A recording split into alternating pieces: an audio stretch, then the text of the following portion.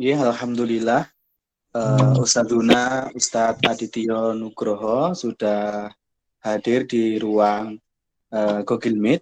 Untuk itu kepada teman-teman sekalian, seluruh tenaga pendidik dan juga kependidikan di Sekolah Alam Islamic Center Ponorogo untuk ikut serta mengikuti kajian di kesempatan siang hari ini dengan sebaik-baiknya. Untuk itu kepada Ustadz Adityo Nugroho MIKOM, fal yatafaddal maskuro. Terima kasih. Assalamualaikum warahmatullahi wabarakatuh. Bismillahirrahmanirrahim. Innal hamdalillahi nahmaduhu wa nasta'inuhu wa nastaghfiruh wa na'udzu billahi min syururi anfusina wa min sayyiati a'malina. Mahdiyahu fala mudhillalah wa may yudlil fala hadiyalah. Asyhadu an la ilaha illallah wa la syarikalah wa asyhadu anna Muhammadan abduhu wa rasuluhu nabiyya ba'da. Allahumma shalli ala nabiyyina Muhammadin wa ala ali Muhammad kama barakta ala Ibrahim wa ala ali Ibrahim fil alamin innaka Hamidum Majid. Alhamdulillah, pada siang hari ini kita kembali mengkaji yaitu kitab Manhaj Firqatin Najiyah. Semoga apa yang kita kaji pada siang hari ini bisa menambah wawasan tentang manhaj salaf, khususnya saya pribadi dan umumnya pada semua yang ikut pada kajian ini. Pertama-tama saya ucapkan jazakumullah khair Ustadz Sumarno dan para asatidz semuanya. Ya, kita berkenan sama-sama untuk mempelajari kembali yaitu kitab tersebut, kitab ini ya. Baik, sekarang sampai pada halaman yang ke-33 yaitu Ahmiyatut Tauhid, yaitu pentingnya tauhid. Jadi pentingnya tauhid. Ada beberapa poin yang disampaikan Syekh Muhammad Jamil Zaini di sini. Ada 6 poin. Poin yang pertama, laqad khalaqallahul a'lam lil ibadati wa rasalah rasul liyad'un nas ila tauhidi. Sesungguhnya Allah menciptakan alam semesta dan makhluk ya untuk beribadah kepada Allah SWT. Ya. Jadi Allah menciptakan alam semesta, Allah menciptakan makhluknya itu untuk beribadah kepada Allah Subhanahu wa taala. Dan Allah mengutus Rasul untuk menjelaskan kepada manusia bagaimana cara mentauhidkan Allah. Ya. Kalau kita lihat dari poin yang pertama ini, sepenggal kalimat ini, berarti Allah menciptakan seluruh jin dan manusia, menciptakan seluruh makhluk, semuanya untuk mentauhidkan Allah, artinya beribadah kepada Allah Subhanahu wa taala. Kemudian Allah tidak berhenti dengan hanya untuk menciptakan kemudian beribadah saja, tetapi Allah juga mengutus seorang rasul. Itu adalah bukti kecintaan Allah kepada kita agar kita mengetahui cara beribadah yang benar kepada Allah. Ya. Maka kalau kita ingin tahu bagaimana cara beribadah yang benar kepada Allah Subhanahu wa taala, kita harus mengikuti Rasulullah SAW. Kenapa? Karena Allah yang mengutus Rasulullah SAW. Dengan Allah mengutus Rasulullah SAW, maka Rasul mengajarkan kepada manusia untuk agar manusia tersebut yaitu mentauhidkan Allah, menyembah Allah dengan cara yang benar. Ya, itulah fungsi Rasulullah SAW. Itulah fungsi Rasul untuk umat manusia. Ya. Maka kalau kita beribadah kepada Allah, kita merasa mentauhidkan Allah tanpa melalui cara-cara yang diajarkan Nabi Muhammad SAW, maka ini adalah bahwa batil, maka itu adalah peribadatan atau cara mentauhidkan Allah yang batil tanpa mengikuti caranya Rasulullah SAW. Maka dari itu kita tidak boleh lepas konteks beribadah ini kepada Allah, niatnya ikhlas karena Allah, kemudian mengikuti ittiba'u sunnah. Makanya salah satu syarat diterimanya amal ibadah adalah mengikuti sunnah, yaitu mengikuti petunjuk perkataan, perbuatan, kemudian takrir ketetapan Nabi Sallallahu Alaihi Wasallam, ya, maka kita harus mengikuti Rasulullah SAW bagaimana caranya beribadah, bagaimana sholatnya Nabi Sallallahu Alaihi Wasallam. Sebenarnya Rasulullah SAW memerintahkan, "Shollu kama araitumuni sholli." Salatlah kalian sebagaimana melihat aku sholat, ya. Sebagaimana kalian melihat aku sholat. Maka di sini bagaimana sholatnya Nabi SAW dan nggak adanya sholat, ya. Khud anni manasikakum. Ambil dari aku pelajaran untuk haji. Ya sholat, ya haji, ya puasa, ya zakat, ya nikah, semuanya amalan-amalan ibadah mengikuti bagaimana petunjuk, ya, yang diajarkan Rasulullah SAW kepada kita. Ya, maka kita itu beribadah kepada Allah dengan mengikuti tuntunan Rasulullah Sallallahu Alaihi Wasallam. Itulah mentauhidkan Allah yang benar. Ya. Wahadal Quran Karim yahtamu bi akidah. Yahtamu bi akidati tauhid fi aksari surah. Ya. Dan juga di dalam Al-Quran Al-Karim, ya, banyak sekali muatan-muatan akidah tauhid yang ditunjukkan pada banyak surat yang ada di dalam Al-Quran tersebut. Ya. Wa yubayyanu, ya, yubayyanu dororo syirka alal fardi wal jama'ati wa wasabab al halak fid dunya wal khuludi fin naril akhirah. Dan dijelaskan dalam Al-Quran bahayanya perbuatan syirik, ya, baik syirik secara pribadi atau secara berjamaah bersama-sama, ya. Dan inilah sebab-sebab kehancuran di dunia dan kekal masuk ke dalam neraka ketika di akhirat. Na'udzubillah min dzalik. Begitu sayangnya Allah kepada kita sehingga Allah memberikan petunjuk Al-Quran. Di situ dijelaskan bagaimana bahayanya syirik. Ya, bagaimana orang yang meninggal dalam kondisi syirik, maka dia akan sudah di dunia sengsara, dan dia di akhirat dia akan apa? Ya, wal khulud finnar akhirah. Maka dia kekal di dalam neraka, ya, ketika masuk dalam akhirat. Ya. Jadi ketika dia masuk dalam akhirat, maka dia kekal masuk ke dalam di alam akhirat, ya, dia masuk ke dalam neraka, kekal dalamnya. Orang yang meninggal dalam kondisi syirik. Maka syirik ini adalah dosa terbesar, yang paling besar yang dilakukan seorang hamba kepada Rabb-nya. Makanya di dalam kitab Al-Kabair, Imam Adz-Dzahabi menuliskan dosa yang pertama adalah syirku billah, yaitu berupa syirik kepada Allah. Maka dari itu, kita sebagai umat Nabi Muhammad SAW, Rasul terus, ya, menyampaikan kepada kita, jauhilah perbuatan syirik, ya. Karena orang yang meninggal dalam kondisi syirik, maka dia akan masuk neraka dan kekal di dalamnya. Na'udzubillah. Dan ternyata ketika kita melihat realita yang ada dalam masyarakat kita, masih banyak sekali orang yang terjerumus pada perbuatan-perbuatan yang syirik. Ya.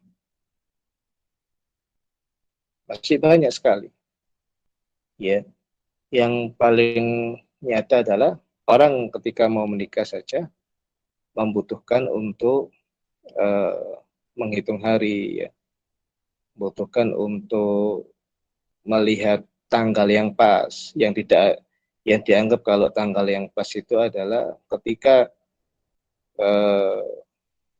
dihitung pakai apa ini namanya, ilmu hisab lah katanya mereka itu. Jadi kalau yang pasangan suami istri ini ketemu hitungannya pas 25, pasti mati. Artinya tidak boleh menikah. Karena nanti mesti ada yang mati salah satunya atau akan binasa. Ya.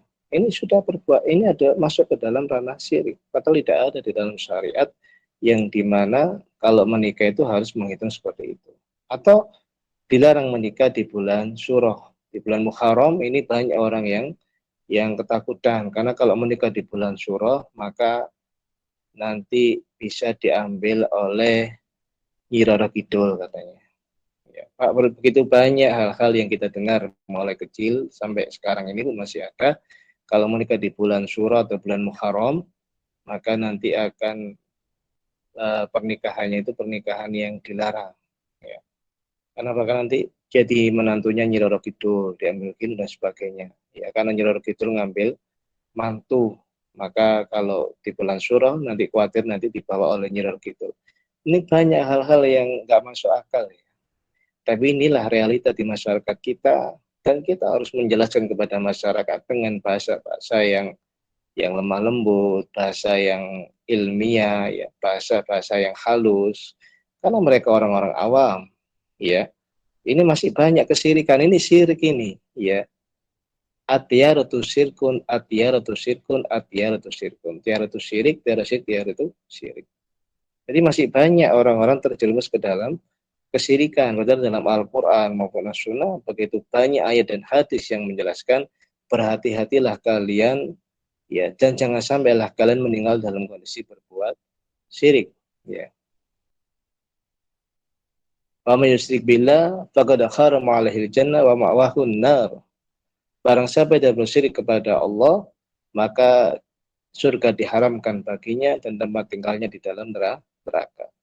Kecuali ketika dia mau meninggal dunia, dia bertobat kepada Allah Subhanahu wa taala, maka insya Allah, ya, kalau tobatnya nasuha, maka insya Allah dosanya diampuni. Jadi ini yang pertama, pentingnya tauhid. Kenapa? Karena Allah menciptakan alam, ya, Allah menciptakan makhluk semuanya itu untuk beribadah kepada Allah, ya, untuk mentauhidkan Allah. Dan Allah tidak main-main. Allah mengutus Rasul menjelaskan bagaimana cara beribadahnya, apa rukun tauhid, apa rukun la ilaha illallah, apa syarat la ilaha illallah. Luar biasa, semua sudah ada di dalam syariat yang dibawa Rasulullah Shallallahu Alaihi Wasallam. Sudah komplit, sudah lengkap. Kita tinggal mengamalkan saja. Maka itulah pentingnya tauhid. Ya, kita pentingnya mengetahui tauhid agar kita nggak terjerumus pada kesyirikan yang membuat kalau kita meninggal dalam kondisi syirik, kita bisa, ya, wal khulud finnaril akhirah, maka akan kekal di dalam neraka ketika masuk alam akhirat. Itu yang pertama, pentingnya tauhid. Yang kedua, ya, pentingnya tauhid adalah inna rasula jami'an, ya, bada da'watuhum ila tauhid alladhi amarahumullah bitablighi linnas qala ta'ala. Sesungguhnya Rasul seluruhnya memulai dakwah mereka yaitu mentauhidkan Allah kepada tauhid, ya, yang dimana Allah merintahkan mereka para rasul untuk menyampaikan masalah tauhid ini, risalah tauhid ini kepada umat manusia. Di sini disebut linnas, kepada umat manusia. Tidak hanya kepada muslim, tapi linnas, semua umat manusia. Ya. Qala ta'ala di dalam firman Allah SWT dalam firman surat Al-Anbiya ayat 25, wa ma arsalna min qablika min rusulin illa nuhya ilahi annahu la ilaha illa ana fa'budun. Dan tidaklah kami mengutus, ya, yaitu sebelum kalian, sebelum kamu, ya, min qablika, sebelum kamu Muhammad, min rasulin, dari rasul, dari rasul-rasulku, ila nuhya, kecuali kami wahyukan, ya, kecuali kami wahyukan ilahi kepada apa namanya rasul-rasul itu, ya, annahu, bahwasanya, ya, la ilaha illa anna, tidak ada, ya, tidak ada ilah yang berhak diibadahi dengan benar, ya, illa ana, kecuali ana, kecuali saya, itu maksudnya itu Allah, ya, fa'budud, maka sembahlah aku, ya. Jadi di sini adalah surat Al-Anbiya 25 ini kata di dalam tafsir As-Sa'di dan juga tafsir Ibnu Katsir, tafsir At-Tabari, tafsir Al-Bagawi, ya, dan tafsir Mu'tabar, tafsir Al-Maraghi dan tafsir yang lainnya, maka semua dakwanya Rasul dan para nabi semua dimulai dengan dakwanya tauhid. Bukan masalah ekonomi, bukan masalah pertanian, bukan masalah pemerintahan, bukan masalah perdagangan, bukan masalah perikanan, bukan masalah biologi, ya. Tapi yang dimulai pertama dakwah masalah tauhid. Maka kita harus perhatikan. Berarti ini penting sekali tauhid itu agar kita sampaikan pertama kepada keluarga kita, ya. Keluarga kita, apabila suami kita atau istri kita belum mengenal tauhid, maka kewajiban kita menyampaikan, ya. Kalau seorang suami maka wajib menyampaikan pada keluarganya agar mentauhidkan Allah, agar terhindar dari hal-hal yang perbuatan-perbuatan syirik, baik syirkul asgor atau syirkul akbar, baik syirik kecil maupun syirik besar, ya. Kemudian wahada Rasulullah SAW dan juga Rasulullah SAW, ya, bagi salah satu asra'ama di Makkah, ya. Beliau menetap pada 13 tahun di Mekah, wa huwa yad'u qaumahu, ya, ila tauhid, ya, ila tauhidillahi wa da'aihi wahdahu duna siwahu wa kana fi ma sallallahu ta'ala alaihi. Dan Rasulullah SAW menetap di Mekah 13 tahun dan dia menyeru kaumnya kepada mentauhidkan Allah. Bayangkan dakwah 13 tahun menyeru hanya kepada tauhid, ya. Bagaimana hanya berdoa beribadah kepada Allah yang esa, ya, tidak berdoa atau beribadah kepada selain Allah Subhanahu wa taala. Sebagaimana firman Allah surat Al-Jin ayat 20, "Qul innama ad'u rabbi wa la usyriku bihi ahada." Katakanlah sesungguhnya, ya, berdoalah kepada Rabbmu, ya. Berdoalah kepada Rabbmu, mintalah kepada Rabbmu, ya, wal usyriku bi ahadan, dan janganlah, ya, kamu itu berbuat syirik atau janganlah menyekutukan Allah dengan sesuatu pun. Jadi dalam surat Jin ayat 20 kita diperintahkan untuk mengajak kepada orang untuk hanya berdoa kepada Allah Subhanahu wa taala dan jangan berbuat syirik atau menyekutukan Allah dengan sesuatu pun, dengan seorang pun. Ya, ini dilarang, ya, di dalam surat Jin ayat 20. Maka dari itu ini penting, ya. Tauhid itu adalah urgen, harus kita sampaikan dan harus kita ulang-ulang terus agar bagaimana pengetahuan kita tentang tauhid ini semakin kuat menancap di dalam hati kita. Kita itu hanya untuk beribadah kepada Allah, mengagungkan Allah, menyembah Allah, ya. Maka dari itu kehidupan kita ini seandainya kita bangun tidur sujud maupun sampai mau tidur sujud terus, bangun tidur sujud terus sampai tidur, tetap kita tidak bisa membalas apa yang diberikan Allah kepada kita, ya. Maka kita bersyukur kepada Allah Subhanahu wa taala diberikan ilmu agama, diberikan hidayah sehingga kita mengenal Islam, ya, di atas sunnah, ya, sesuai dengan pemahaman Rasul para sahabatnya. Itu nikmat yang paling besar yang patut kita hargai, patut kita rawat, yang patut kita syukuri kepada Allah Subhanahu wa taala sehingga Pak kita terus menambah keilmuan kita tentang tauhid, ya. Agar kita semakin bagus kualitas ibadah kita, agar kita semakin kuat keimanan kita menghadapi segala problematika kehidupan kita, ya. Problematika rumah tangga, problematika keluarga, problematika lingkungan, problematika pekerjaan, dan semuanya. Baik. Wa yurabbi Rasulullah SAW, ya, atba'hu ala tauhidi mundu sagir fayaqulu di ibni Umar Abdullah ibnu Abbas idza sa'alta, ya, fas'alillah wa idza ista'anta fasta'in billah. Sebagaimana Rasulullah SAW juga dia berkata kepada Ibnu Abbas, ya, semasa kecil, ya, semasa Ibnu Abbas masih kecil, ya, ya, idza sa'alta fas'alillah. Apabila kamu meminta, ya, atau berdoa, maka berdoalah kepada Allah. Wa idza ista'anta fasta'in billah. Kalau kamu minta pertolongan, dan minta pertolongan kepada Allah. Ya. Begitu banyak kaum muslimin, ya, begitu banyak kaum muslimin yang dimana ketika dia dihadapkan dengan problematika kehidupan yang sangat berat, kemudian mereka lupa kepada siapa meminta. Ingatlah, sebesar apapun masalah kita, maka mintalah kepada Allah. Menangislah kepada Allah. Pasrahlah kepada Allah. Tawakallah kepada Allah.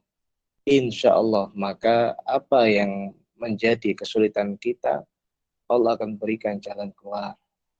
Ya.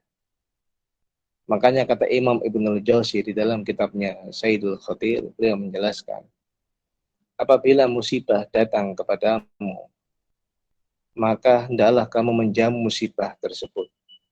Maksudnya jamulah musibah itu seperti kamu menjamu tamu yang datang ke rumahmu. Kenapa? Karena tamu yang datang ke rumahmu tidak selamanya akan menghampiri kamu. Pasti suatu saat dia akan pergi meninggalkan kamu, meninggalkan rumahmu.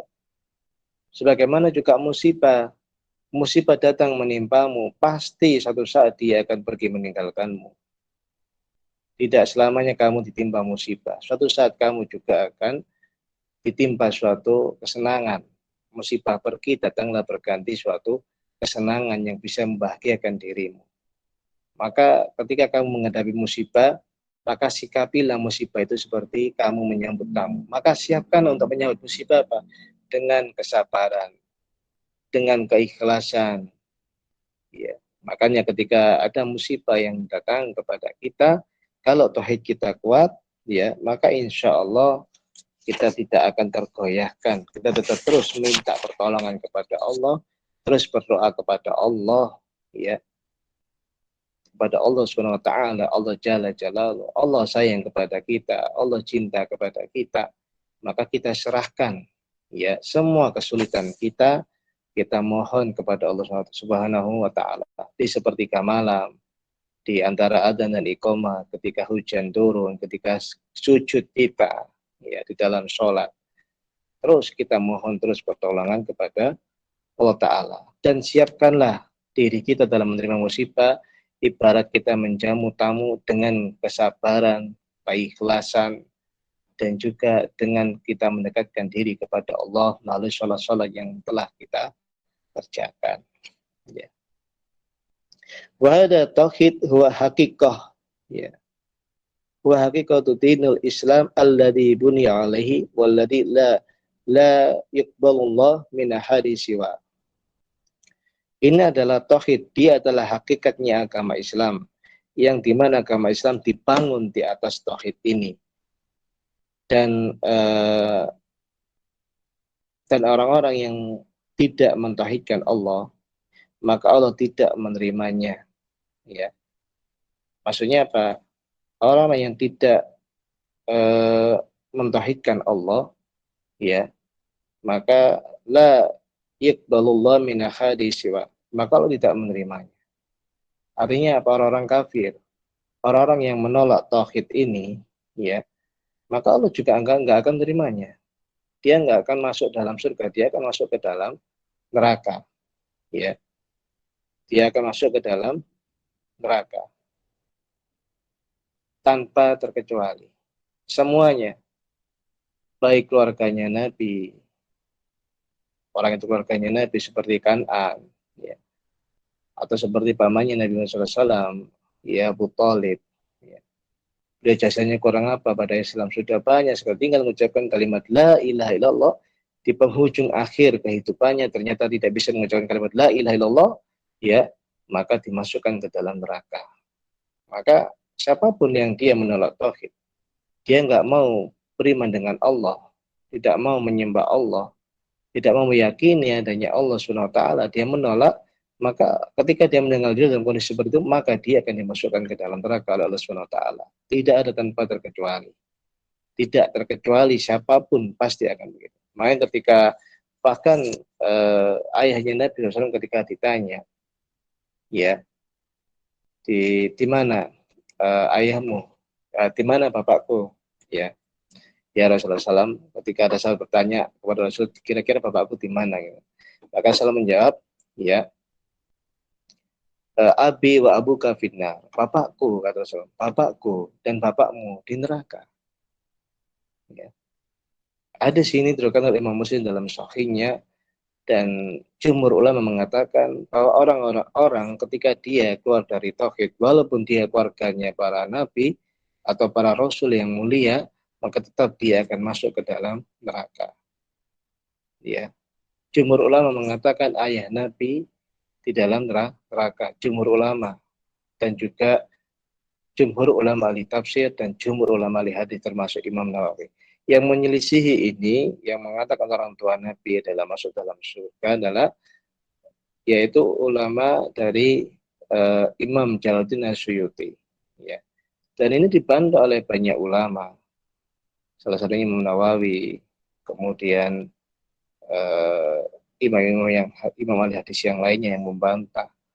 Ya, ini suatu kesalahan. Ya. Karena nas menunjukkan bapak menggunakan nas ya didahulukan daripada pendapat ya para ulama. Ada nas hadis yang sahih dari Muslim, hadisnya sahih, maka kita harus beriman kepada hadis yang sahih ya, dan kita tolak pendapat-pendapat yang bertentangan dengan nas-nas hadis yang sahih tersebut. Ya. Baik, itu ahmiyat tauhid, yaitu pentingnya tauhid. Kemudian yang ketiga, ya, pentingnya tauhid yang ketiga adalah laqad alama Rasulullah sallallahu alaihi wasallam ashabihi ayyabda'u da'watuhum linnas bitauhidi faqala al-mu'adz ya faqal madhina ma arsalahu ila Yaman ya falyakun awwalu ma tadahum ilahi syahadatu an la ilaha illallah wa fi riwayat ila ayyuhidullah ya. Jadi yang ketiga, sesungguhnya Rasulullah SAW ya mengajarkan kepada sahabatnya untuk mula-mula yang didakwakan kepada orang-orang, kepada manusia ya, yaitu tauhid. Sebagaimana ketika Rasulullah SAW mengutus Muaz, ketika Muaz diutus di Yaman ya, maka Rasulullah SAW bersabda, maka hendaklah yang kamu sampaikan pada mereka yaitu syahadat ya, bahwasanya tiada ilah yang berhak diibadai dengan benar kecuali Allah. Ya. Dan doa yang lain adalah hendaklah mereka mentauhidkan Allah, mengesahkan Allah Subhanahu wa taala, muttafaqun alaih. Hadis riwayat Bukhari Muslim. Jadi hendaknya kamu sampaikan pada mereka ya apa yang disampaikan, bahwasanya tiada ilah yang berhak diibadai dengan benar kecuali Allah Subhanahu wa taala. Nah, ini yang hendaklah yang kamu sampaikan kepada mereka ya. Ini yang Rasulullah SAW mengutus Muaz. Artinya apa? Yang disampaikan pada manusia pertama kali itu adalah masalah-masalah tauhid. Yaitu bagaimana masalah-masalah tauhid, yaitu syahadat, rukun syahadat, kemudian syarat-syarat syahadat ya. Jadi syahadat itu ada syahadat Allah dan syahadat Rasul. Apa saja yang batalkan syahadat Allah, apa saja yang batalkan syahadat Rasul. Nah, itu orang-orang harus paham. Karena bisa saja dia KTP Islam, dari kecil dididik Islam, tapi dia mengerjakan hal-hal yang bisa membatalkan syahadatnya kepada Allah, atau dia mengerjakan hal-hal yang bisa membatalkan syahadatnya kepada Rasulullah Shallallahu Alaihi Wasallam. Maka harus kita sampaikan kepada keluarga kita apa yang dimaksud tauhid, apa syaratnya, apa rukunnya, apa syahadat kepada Allah, apa syahadat kepada Rasul, apa itu syirik, ya, apakah syirik besar, apa syirik kecil, ya, bagaimana agar menjauhkan dari kesyirikan, apa saja macam-macam kesyirikan, misalkan, ya. Contoh-contohnya yang terjadi dalam masyarakat, itu harus kita sampaikan kepada keluarga kita, ya. Sebagaimana pesan Nabi kepada Muaz, pertama kali yang kamu sampaikan Muaz adalah masalah-masalah tauhid. Ya, ini menunjukkan ya, bahwa pentingnya tauhid, karena Nabi SAW mengajarkan para sahabatnya untuk memulai dakwah itu dengan tauhid. Maka dari itu ketika kita memulai awal dakwah kita, bukan masalah perekonomian, bukan masalah pertanian, bukan masalah yang lain-lainnya, tapi masalah tauhid. Ya, harus kita sampaikan dulu kepada masyarakat yang kita mulai berdakwah, yaitu masalah-masalah tauhid. Baik, yang keempat, pentingnya tauhid adalah inna tauhidah yatamassalu fi syahadati la ilaha illallah Muhammadur Rasulullah, ya, wa ma'naha la ma'budu bihaqqin illallah. Sesungguhnya tauhid itu adalah perintah, ya. Itu perintah atau permisalan bagaimana bersaksi bahwasanya tiada ilah yang berhak diibadai dengan benar kecuali Allah, ya. Dan bersaksi bahwasanya Nabi Muhammad adalah utusan Allah, ya. Maka makna yang benar dari kalimat la ilaha illallah adalah la ma'budu bihaqqin illallah. Tidak ada ilah yang berhak diibadai dengan benar kecuali Allah. Itu makna yang benar. Kebanyakan kaum muslimin makna la ilaha illallah itu adalah tiada Tuhan selain Allah. Dan ini adalah kurang pas, masih ada kesalahan. Kenapa? Tiada Tuhan selain Allah, sedangkan kita mengetahui banyak orang menyembah Tuhan, ya, banyaknya orang menyembah Tuhan selain Allah. Lah kalau kita maknai la ilaha illallah itu hanya tiada Tuhan selain Allah, bisa jadi yang disembah oleh orang-orang non-muslim, ya, yang disembah orang Buddha seperti Brahma, Wisnu, Siwa, ya, atau apa, Yesus dan sebagainya, itu bisa saja adalah Tuhan, kan begitu. Paham ya? Tiada Tuhan selain Allah. Berarti Tuhan selama ini disembah orang-orang non-muslim itu adalah Allah, kan begitu. Jadi maknanya bisa saja Brahma itu, kalau kita maknai la ilaha itu tidak Tuhan selain Allah, berarti Tuhan yang selama ini disembah itu Allah.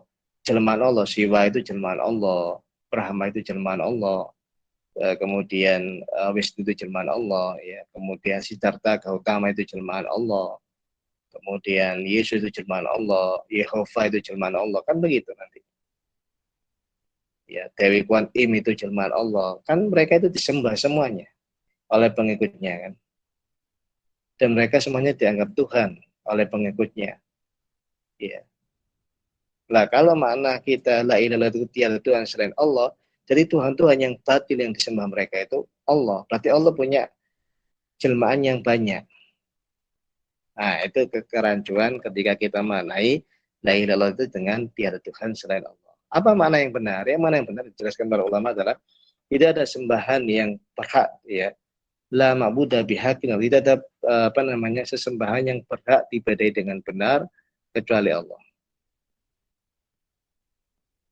Tidak ada sesembahan yang berhak diibadahi dengan benar kecuali Allah. Artinya apa?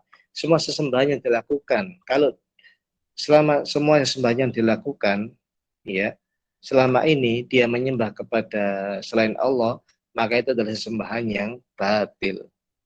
Itu adalah penghambaan yang batil. Bisa difahami? Ya.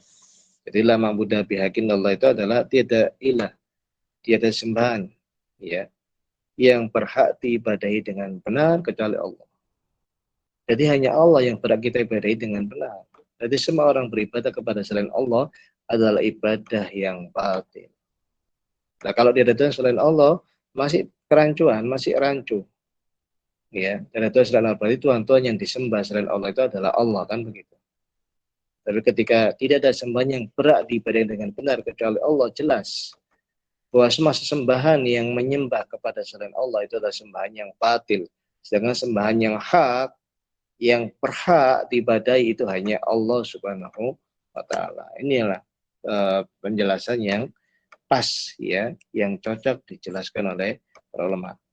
Wala ibadatu illa ma ja'a bihi Rasulullah SAW. Dan tidak ada ibadah melainkan seperti apa-apa yang dicontohkan Rasulullah Shallallahu Alaihi Wasallam. Ya, wahya allati yadakhul bihal kufar Islam. Ya, lianna miftahul jannah wa dakhilu sahibahul jannah ilam yanqut binaqot ya bana kidi kasyirki au kalimatul kufri ya.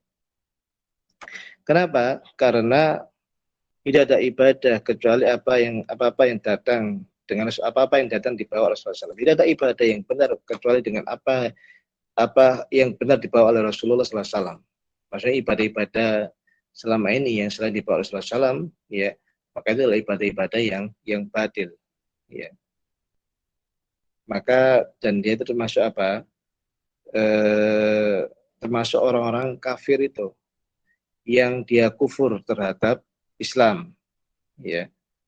Termasuk orang-orang kafir yang dia kufur, dia mengingkari keislaman, dia ingkar kepada Allah, dia ingkar kepada Rasulullah SAW, ya.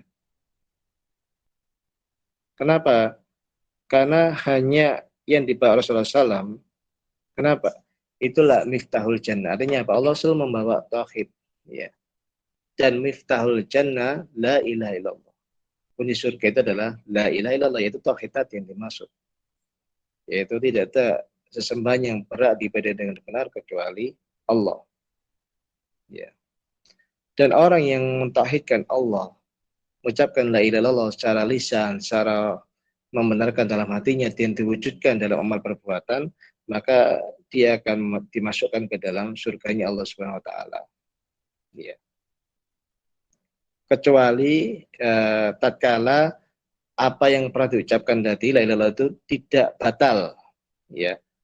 Tidak batal. Kalau dia keluar lahir itu Islam, sampai dia meninggal dunia tidak batal keislamannya, maka insya Allah dia akan dimasukkan ke dalam surganya Allah. Tapi kalau dia dari lahir Islam, kemudian batal keislamannya, apa yang batal keislaman? Yaitu kesyirikan, ya, atau kalimat-kalimat kafir yang lainnya. Perhatikan ini, yaitu kesyirikan yang sudah kita sering bahas, atau kalimat kafir. Kalimat kafir ini seperti ucapan selamat Natal, ya, ini bisa diucapkan, ya, bisa saja ini menjerumuskan dia pada nawaqidul Islam, pembatal keislaman, bisa batal keislamannya. Maka ulama semuanya sepakat bahwa mengucapkan selamat Natal ini hukumnya adalah haram. Ya, kenapa? Karena Natal yang dimaksud itu bukan kelahiran Nabi Isa alaihissalam. Nabi Isa alaihissalam bukan dilahirkan di tanggal 25 Desember di musim dingin, tapi Nabi Isa alaihissalam dilahirkan di musim panas, di musim kurma berbuah. Ya, di dalam Al-Quran dijelaskan di musim kurma yang sedang panen, kan begitu, berbuah. Dan musim kurma ini di waktu musim panas, bukan di musim dingin. Ya, jadi yang diperingati tanggal 25 Desember itu bukan kelahiran Nabi Isa, tetapi hari di mana Nabi Isa alaihissalam yaitu dibaptis atau diakui menjadi Tuhan. Nah, kalau kita mengucapkan selamat atas itu, maka kita bisa keluar dari Islam. Ya, maka kita bisa batal keislaman kita, ya, sehingga kita harus, kalau sadar, kita harus bertobat kepada Allah, kita syahadat kembali dan kita bertobat kepada Allah, mohon ampun kepada Allah atas kesalahan yang pernah kita lakukan. Maka banyak kalimat-kalimat yang bisa mengeluarkan orang itu dari Islam, ya. Nah, sebagaimana kita mengucapkan syahadat hanya dengan kalimat orang bisa masuk Islam, dan sebagaimana hanya dengan kalimat orang itu bisa keluar dari Islam. Apalagi kalimat apalagi yang bisa mengeluarkan dari Islam, yaitu dia menolak syariat. Ya, sekarang dulu adalah zaman di mana menolak syariat salah satunya adalah menolak poligami. Ada banyak ibu-ibu ya ikut hadir di suatu kerumunan menolak poligami. Poligami itu adalah satu bagian dari syariat yang dilegalkan oleh syariat, ya. Fankihu ma tabalahu minan nisa masna wa sulasa wa ruba, nikahilah wanita yang kamu cintai, yang kamu senangi, 2, 3 atau 4. Ya. 1, 2, 3, 4. Masna wa sulasa ruba, 2, 3, 4. Boleh orang berpoligami, di dalam ayat itu diperbolehkan. Nah, ketika ada datang orang menolak satu ayat itu, diprovokasi untuk menolak satu ayat poligami tersebut, dia sama dengan menolak ayat Al-Quran. Dia menolak hukumnya, maka ini kalimat-kalimat yang bisa membatalkan keislaman dia. Ya. Kalau dia menolak, maka Imam Ahmad mengatakan, siapa yang menolak satu ayat Al-Quran yang datang pada dia, satu ayat Al-Quran datang pada dia, dia tolak, maka dia telah kafir secara ijma. Maka dia telah kafir. Makanya dari itu tidak boleh syariat kita tolak. Ya. Kalau kita kurang setuju dengan praktek poligami yang ada, silakan prakteknya, tapi bukan ayatnya, bukan hukum poligami. Ya. Maka berhati-hatilah.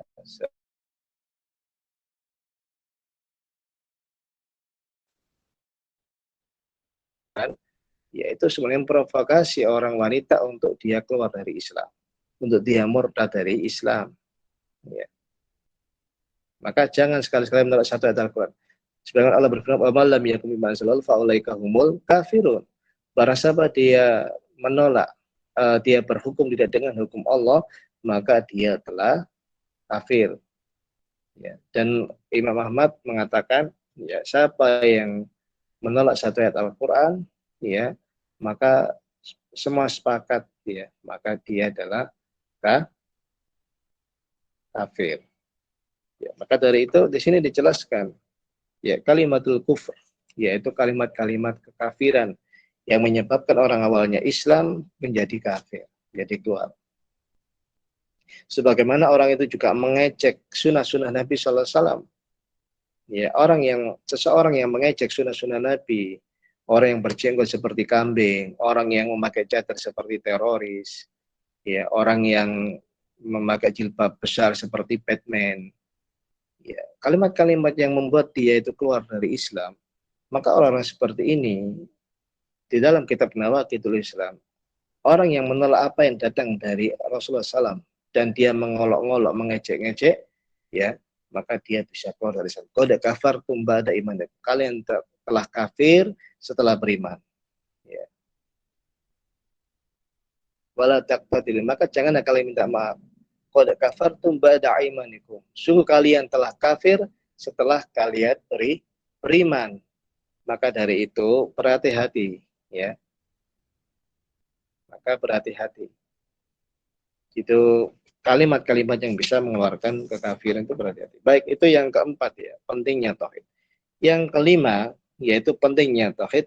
Takut, ya, arada kufar Quraisy ala Rasulillah sallallahu alaihi wasallam al-mulk wal mal zawaj wa ghairiha min mata'il hayati muqabala ayyat roka da'watu tauhid, ya, wa muhajamatul asnam falam yarda minhum dalika bal istamara fi da'watihi yahtamil ada ma'a syahibatu ila an syarat da'watu tauhid ba'da salatu asra amman. Ya. Maka sesungguhnya orang kafir Quraisy menawarkan, ya, arada itu bisa menawarkan, perlihatkan, ya, kafir Quraisy menawarkan kepada Rasulullah SAW, yaitu menawarkan tentang kerajaan, menawarkan harta, menawarkan wanita untuk dinikahi, ya, pokok menawarkan kenikmatan-kenikmatan dunia, asalkan Nabi SAW meninggalkan dakwah tauhid. Kafir Quraisy ini masih sampai menawarkan kerajaan, kekuasaan lah, menawarkan harta, menawarkan istri, ya, untuk bisa diberikan kepada Nabi SAW, asalkan Nabi SAW meninggalkan dakwah tauhid. Dan tidak dan Nabi tidak menjadi penyerang, ya, muhajamah, ya, muhajamah itu sebagai penyerang asnam, yaitu menyerang berhala-berhala mereka. Ya. Kenapa? Karena Nabi SAW tidak mau menerima itu semua, ya. Dan Nabi SAW tetap mendakwakan tauhid ini terus, bahkan sampai sahabatnya diganggu, ya, sahabat-sahabatnya diganggu, Nabi juga diganggu, dan Nabi terus mendakwakan tauhid ini sampai 13 tahun ada di kota Mekah. Bayangan 13 tahun diganggu dan sebagainya, Nabi tetap mendakwakan tauhid. Ya. Luar biasa. Sebagaimana dengan kita, ketika kita sudah mulai mendakwakan tauhid, mendakwakan yang benar pasti akan dimusuhi, entah oleh keluarga, entah saudara, entah orang kampung, dan wajar ya. Di Saik Ponorogo mungkin awalnya dan sebagainya dimusuhi, wajar karena mendakwakan tauhid. Maka bagaimana anak-anak kita, kata-kata Saik Ponorogo itu dididik mulai hari ini ya, mulai eh, mulai sedini mungkin kita pahamkan tentang ilmu tauhid kepada mereka agar tauhid itu mengakar kuat. Sehingga apa? Sehingga ya mereka sudah lulus dari Saik, melanjutkan dan sebagainya, tauhid itu tertanam kuat di dalam hati mereka. Sehingga mereka suatu saat menjadi dai yang kuat, yang kalau seandainya disuruh memilih antara diberi harta ya, tinggalkan tauhid ya, atau tetap dakwah tauhid maka akan dibunuh, maka mereka akan memilih dibunuh, mati di jalan Allah daripada mendapatkan harta dengan meninggalkan dakwah. Ya. Kemudian wafat Tuhar Makkah ba'da dalika. Kemudian setelah 13 tahun Rasulullah SAW berdakwah, kemudian beliau hijrah ke Madinah, ya, hidup 10 tahun. Kemudian terjadi Fatu Mekah, yaitu penaklukan kota Mekah, ya, setelah Setelah beliau menetap di Madinah itu. Jadi setelah beliau terusir dari Mekah, 13 tahun kan dakwah, terusir dari Mekah pindah ke Madinah, kemudian suatu saat beliau menakluk Fatu Mekah, ya, menaklukkan kota Mekah. Banyak kaum muslimin masuk ke dalam Mekah untuk menunaikan ini, kemudian di situ di Mekah banyak ketakutan kafir Quraisy nanti ini mulai nyerang Muhammad sebagainya, tapi Nabi tidak, ya, dengan kelembutan, dengan kewibawaan. Akhirnya banyak orang tertarik untuk masuk ke dalam Islam sehingga berbondong-bondong orang masuk ke dalam Islam, ya. Baik. Kemudian wakasrat anam, ya. Wakasratil anam. Jadi banyak sekali berhala-berhala pada waktu itu. Wa Rasulullah SAW yaqulu, dan Rasulullah SAW berkata, ya, ja'al haqqu wa zahaqal batil innal batila kana zahuqa. Telah datang kebenaran, wa zahaqal batil, dan lenyaplah kebatilan. Innal batila, sesungguhnya kebatilan, kana zahuqa.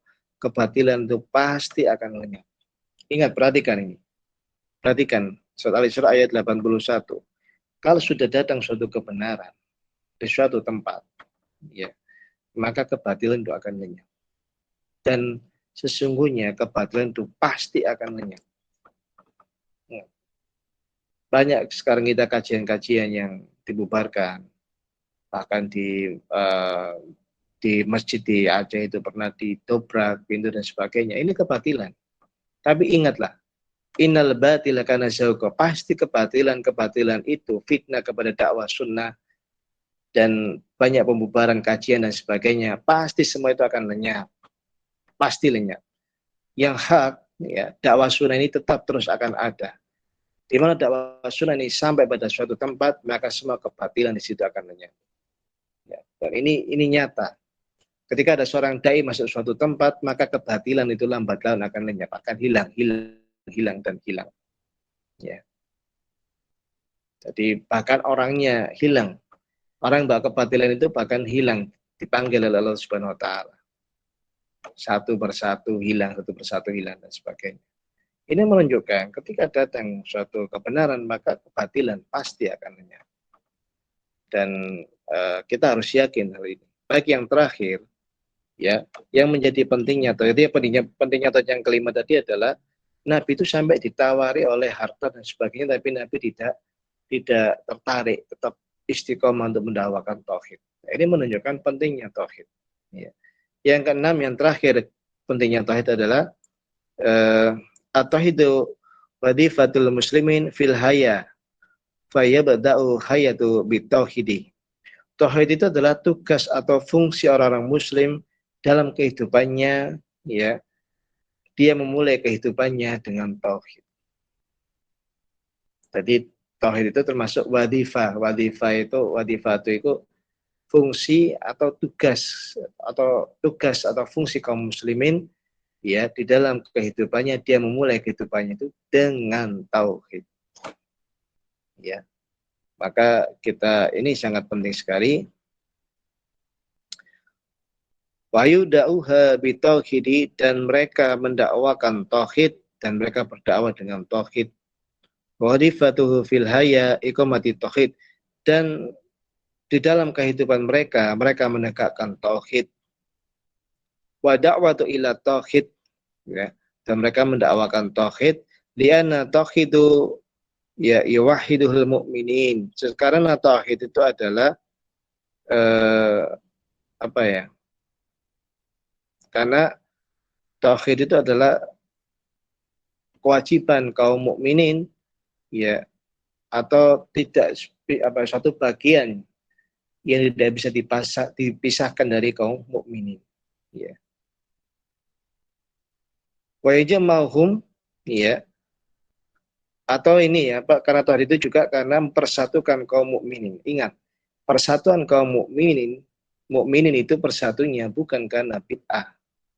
Persatunya kaum mukminin bukan karena kebid'ahan atau perbedaan, ya, perbedaan pemahaman dan sebagainya terkait dengan perbedaan akidah tauhid itu enggak bisa bersatu. Kaum muslimin, kaum mukminin bisa bersatu dengan tauhid yang sama. Tauhid mendahirkan Allah, menjauhkan kesyirikan. Tauhid yang sama, tauhid yang diikuti oleh Rasul, para sahabatnya, tabi'in, dan juga imam yang 4. Ya, itu kaum muslim bisa bersatu. Jadi seseorang yang mendakwakan tauhid, mendakwakan sunnah, itu menyatukan kaum muslimin, bukan malah memecah belah. Sekarang tidak. Orang yang mendakwakan sunnah, menjauhkan dari bid'ah, dikatakan memecah belah kaum muslimin. Orang yang mendakwakan tauhid, menjauhkan syirik, dikatakan memecah belah kaum muslimin. Ini kebalikan, ya. Karena tauhid itu menyatukan kaum mukminin dan mempersatukan umat muslim. Wa jama'ahum 'alal kalimatu tauhid, dan mereka berkumpul, kaum muslim itu berkumpul di atas kalimat tauhid. Ya. Wa nas'alullah ay yaj'al kalimatu tauhid akhiru kalamuna minad dunya wa jamal muslimin ala kalimatu tauhid. Dan kami mohon kepada Allah untuk menjadikan kalimat tauhid itu akhir kalam kami. Man akhirul kalam la ilaha illallah dakhal jannah. Barang siapa dia akhir perkataannya la ilaha illallah, maka dia akan masuk ke dalam surga. Ya. Minat dunia, maksudnya apa? Akhir perkataan kami di dunia itu adalah la ilaha illallah. Makalah mintalah kepada Allah, ya. Kemudian mengumpulkan kaum muslimin di atas kalimat tauhid, kalimat la ilaha illallah. Bukan kalimat la ilaha illallah dimaknai dengan amal-amalan zikir-zikir yang, mohon maaf, yang berjamaah, yang dimana tidak dicontohkan oleh Nabi SAW pada sahabatnya, bukan itu. Tapi kaum muslimin bersatu di atas kalimat tauhid, yaitu kalimat yang difahami oleh Rasul dan para sahabatnya, bisa bersatukan dengan akidah yang lurus, dengan manhaj yang lurus. Bukan amalan zikir-zikir yang dibuat-buat atau biasa dilakukan kaum muslimin rutinan di suatu tempat atau setelah sholat, bukan seperti itu, ya. Jadi menyatukan kaum muslimin di atas kalimat tauhid itu maknanya adalah orang di mana kita bersatu di atas kalimat yang pemahamannya kita mengikuti pemahaman Rasul dan para sahabatnya dalam memahami kalimat la ilaha illallah, rukun la ilaha illallah, dan juga apa? Syarat-syarat la ilaha illallah. Insyaallah itu yang bisa kita kaji ya pada siang hari ini. Insyaallah ada 6 hal ahmiyatut tauhid, yaitu pentingnya tauhid. Maka hal-hal yang penting-penting ini harus kita sampaikan pada keluarga kita, ya. Harus kita sampaikan kepada orang tua kita, harus kita sampaikan kepada saudara-saudara kita, harus kita, kalau ada kesempatan, kita sampaikan pada tetangga kita sampaikan kepada anak didik kita, ya. Kalau di Syekh Ponorogo itu tauhidnya pakai kitab apa, Ustadz Sumarno?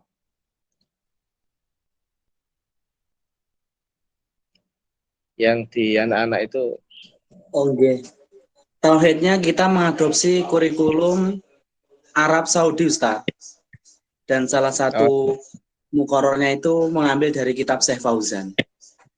oh iya. Sama Syekh Ya, Bang. Abdul Wahab itu. Iya. Iya, bagus ya.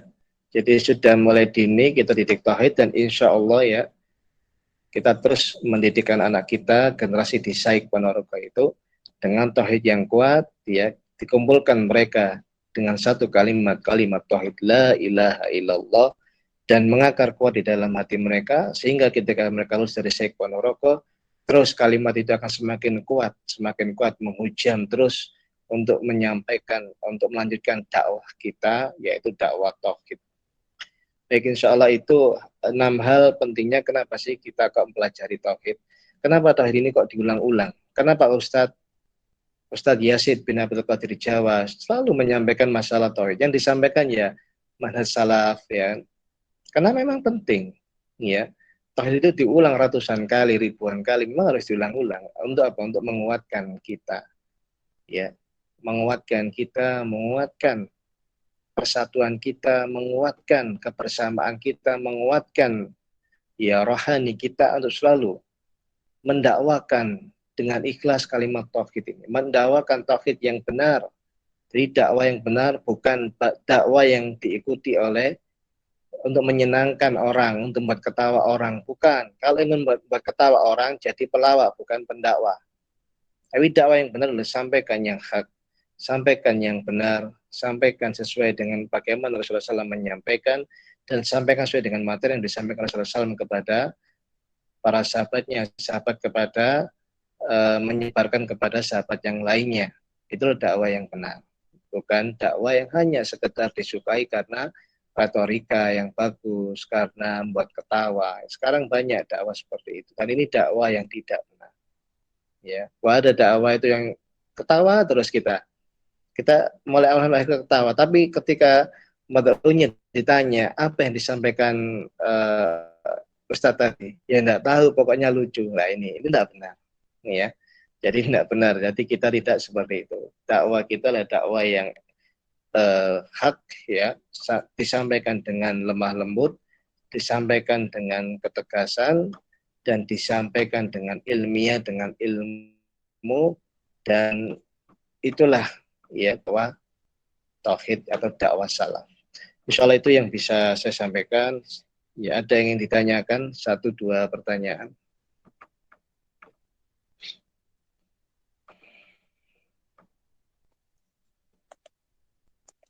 Monggo Ustadz Ustadzah dari MI, TK maupun dari PG yang ingin bertanya, kami persilahkan.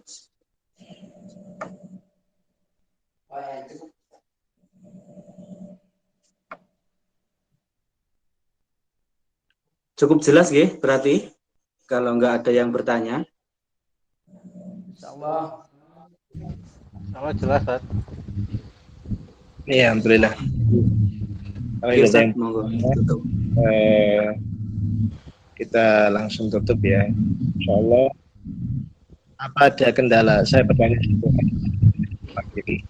Apa ada kendala menyampaikan tauhid kepada anak-anak selama ini atau kepada wali santri mungkin? Ya, mungkin ada kendala.